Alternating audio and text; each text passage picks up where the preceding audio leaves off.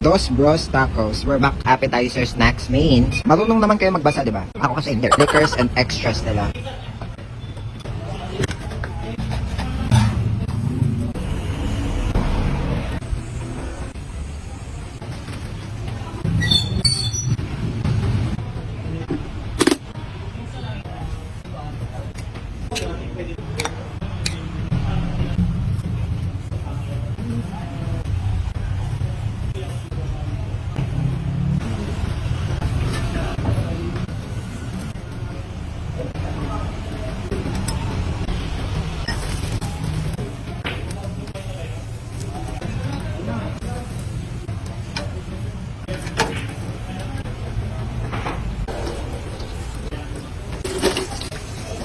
Kayo gumagawa niyan? Ako, yung may-ari ko.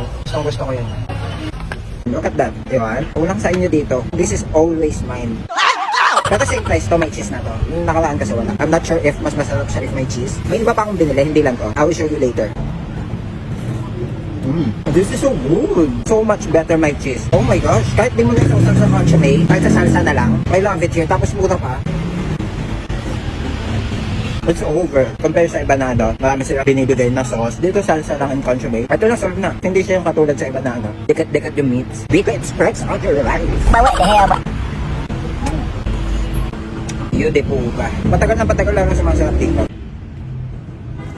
Tsaka dito, open siya. Street food style na siya.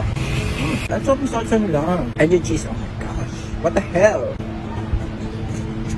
Hindi ko pa natatry na chicken na nila. Beef lang lalo. Yes. Alam mo naman na ba kumakain dito? Po?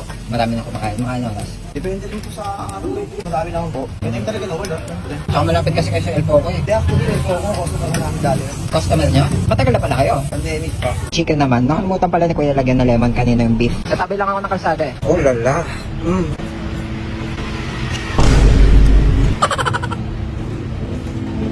Ibang iba siya sa beef. Really good pero beef talaga ako.